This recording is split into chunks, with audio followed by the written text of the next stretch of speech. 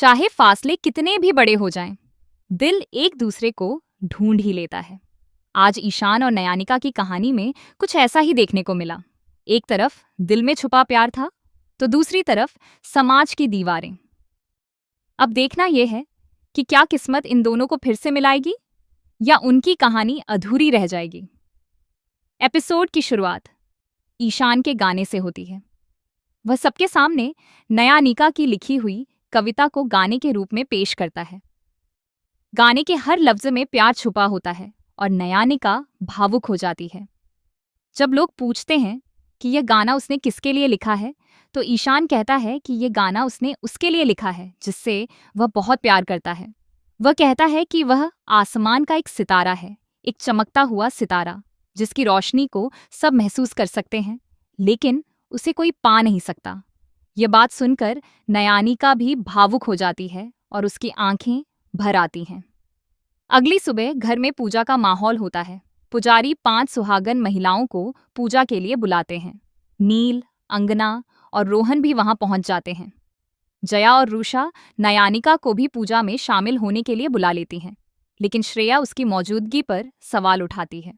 तभी इंद्रानी सबके सामने कह देती है कि नयानिका एक तलाकशुदा महिला है और वह पूजा का हिस्सा कैसे बन सकती है। यह बात सुनकर नयानिका का दिल टूट जाता है। उसकी आंखें नम हो जाती हैं, लेकिन वह हिम्मत नहीं हारती। वह चुपचाप पीछे हट जाती है और किसी से कोई बहस नहीं करती। वहीं नील सबको साथ लेकर चलने की बात करता है, लेकिन इंद्रानी उसकी बात काट देती है। नयानिका के पिता भी दुख के साथ इस सच्चाई को स्वीकार कर लेते हैं कि उनकी बेटी अब इस घर की बहू नहीं है।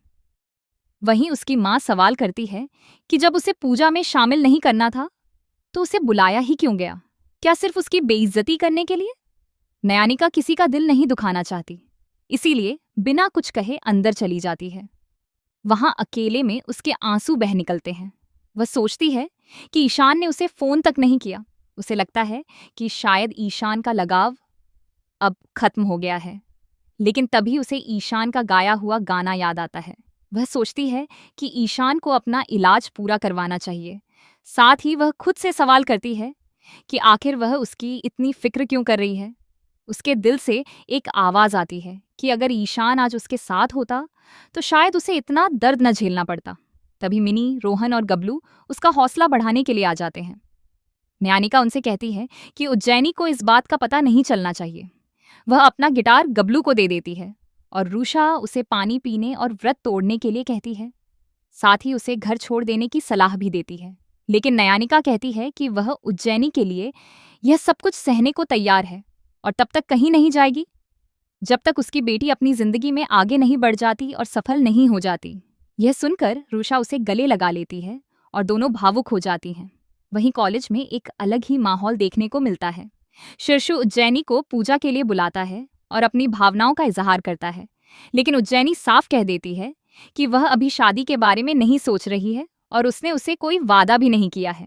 घर पर सभी लोग डाइनिंग टेबल पर बैठे होते हैं कि तभी गबलू सबको गिटार दिखाता है। इंद्रानी फिर से ताना मारते हुए कहती है कि नयानिका ससुराल का सामान मायके भेज रही है। इस पर नयानिका हिम्मत के साथ जवाब देती है कि यह गिटार उसने अपने पैसों से खरीदा है और वह जब चाहे इसे या किसी भी सामान को अपने मायके भेज सकती है, क्योंकि उस पर उसका पूरा अधिकार है। उसके ससुर भी उसका साथ देते हैं और नयानिका अपने माता पिता से कहती है कि वे खाना खाकर ही जाएं। ससुर कहते हैं कि नयानिका भी इस घर में बराबरी से योगदान देती है और घर का खर्च उठाने में मदद करती है, इसीलिए उसके माता पिता को बिना खाना खाए जाने की कोई जरूरत नहीं है। इसके बाद ईशान दिखाई देता है, जो हर तरफ सिर्फ नयानिका को ही महसूस कर रहा होता है।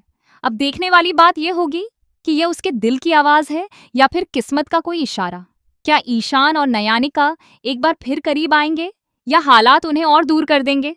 आने वाले एपिसोड में कई बड़े मोड़ देखने को मिल सकते हैं, जो उनकी जिंदगी को पूरी तरह बदल देंगे।